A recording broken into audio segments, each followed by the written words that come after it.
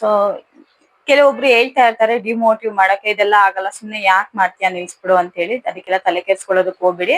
So ಖಂಡಿತವಾಗ್ಲೂ ಹಾಗೆ ಆಗುತ್ತೆ, ಸ್ವಲ್ಪ ಟೈಮ್ ಹಿಡಿಯುತ್ತೆ ಅಷ್ಟೇ. ಸೊ ನೀವು ಮಾಡಿ. ನಮಸ್ಕಾರ ಸ್ನೇಹಿತರೆ, welcome back to my YouTube channel Roopa Sridhar ವ್ಲಾಗ್ಸ್ಗೆ ಸ್ವಾಗತ. ಸೊ ನಾನು ಇವತ್ತು ನಿಮ್ ಜೊತೆ ಒಂದು ಖುಷಿ ವಿಷಯನ ಶೇರ್ ಮಾಡ್ತಾ ಇದ್ದೀನಿ. ಹಾಗೆ ಅಂದ್ರೆ ಒಂದ್ ವಿಷಯನ ನಿಮ್ ಜೊತೆ ಹೇಳಲೇಬೇಕು. ಹೊಸ ಯೂಟ್ಯೂಬರ್ ಬರೋಂತವ್ರಿಗೆ ಇದು ತುಂಬಾನೇ ಹೆಲ್ಪ್ ಆಗುತ್ತೆ. ಸೊ ದಟ್ ಹಾಗಾಗಿ ಏನಪ್ಪಾ ಅಂದ್ರೆ ನನ್ನ ಚಾನೆಲ್ ನಲ್ಲಿ ಇವತ್ತು 876 ಸಬ್ಸ್ಕ್ರೈಬರ್ ಆಗಿದ್ದಾರೆ ಸ್ನೇಹಿತರೆ. ಸೊ ಏನಪ್ಪಾ ಇವಳು 876 ಸಬ್ಸ್ಕ್ರೈಬರ್ಗೆ ಇಷ್ಟೊಂದು ಬಿಲ್ಡಪ್ ಕೊಡ್ತಿದ್ದಾಳೆ ಅಂತ ಅನ್ಕೋಬಹುದು.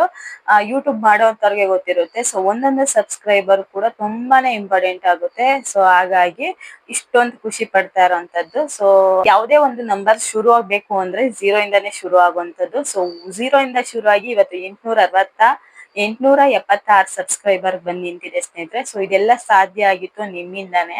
ನಿಮ್ಮ ಸಪೋರ್ಟ್ ಇರ್ಲಿಲ್ಲ ಅಂದ್ರೆ ಸೊ ಇಲ್ಲಿವರೆಗೂ ಬರ್ತಾನೆ ಇರ್ಲಿಲ್ಲ ಅಂತಾನೆ ಹೇಳ್ಬಹುದು.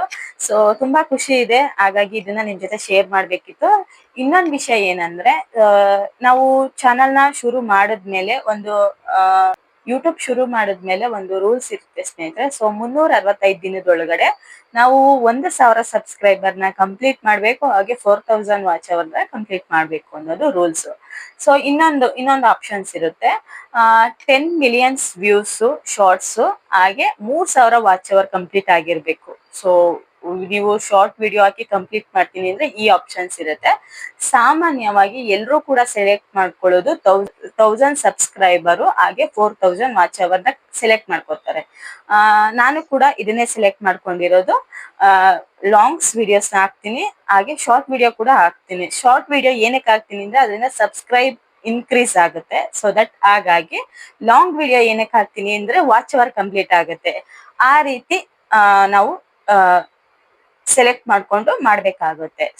ಸೊ ನಾನ್ ಮಾಡ್ಕೊಂಡಿದ್ದಂತ ಮಿಸ್ಟೇಕ್ ಏನಂದ್ರೆ ಸ್ನೇಹಿತರೆ, ಸೊ ಕಂಟಿನ್ಯೂಸ್ ಆಗಿ ನಾವು ವಿಡಿಯೋಸ್ ನ ಹಾಕ್ತಾ ಬರ್ಬೇಕು. ಸೊ ಮಧ್ಯ ಏನಾದ್ರೂ ನಾವು ಗ್ಯಾಪ್ ಕೊಟ್ಟು ಅಂತ ಅನ್ಕೊಳ್ಳಿ, ಸೊ ಸ್ಟಾಪ್ ಆಗ್ಬಿಡುತ್ತೆ, ವ್ಯೂಸ್ ಬರಲ್ಲ, ನಿಂತೋಗ್ಬಿಡುತ್ತೆ, ಸಬ್ಸ್ಕ್ರೈಬರ್ ಕಡಿಮೆ ಆಗ್ತಾ ಹೋಗ್ತಾರೆ, ವಾಚ್ ಅವರ್ ಕಡಿಮೆ ಆಗಲ್ಲ, ಸಬ್ಸ್ಕ್ರೈಬರ್ ಕಡಿಮೆ ಆಗ್ತಾ ಹೋಗ್ತಾರೆ. ಸೊ ಇದನ್ನ ಮೈಂಡಲ್ಲಿ ಇಟ್ಕೊಳ್ಳಿ ಸ್ನೇಹಿತರೆ.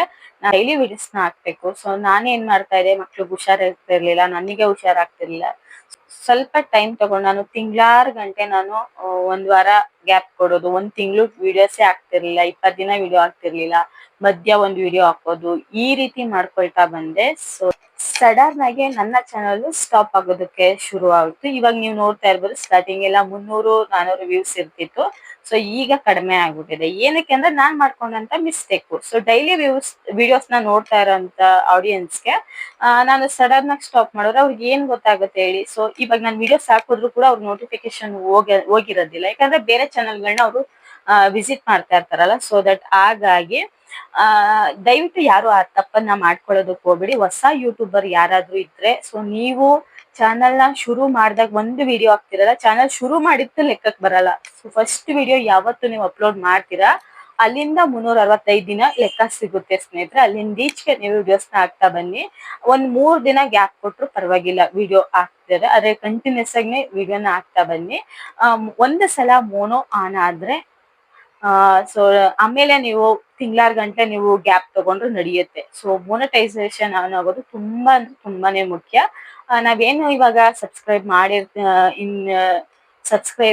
ಮಾಡ್ಕೊಂಡಿರ್ತೀವಿ, ವಾಚ್ ಅವರ್ ಮಾಡ್ಕೊಂಡಿರ್ತೀವಿ, ಸೊ ಅದು ಲೆಸ್ ಆಗ್ತಾ ಹೋಗುತ್ತೆ. 365 ದಿನದ ಒಳಗಡೆನೆ ಮಾಡಿಲ್ಲ, ಅದ್ ಕಂಪ್ಲೀಟ್ ಆಗೋಯ್ತು, 365 ದಿನ ಮುಗ್ದೋಯ್ತು, ಆಮೇಲೆ ನಾವು ಮಾಡ್ತೀವಿ ಅಂದ್ರೆ ಅದು ಲೆಸ್ ಆಗ್ತಾ ಹೋಗ್ತಿರುತ್ತೆ.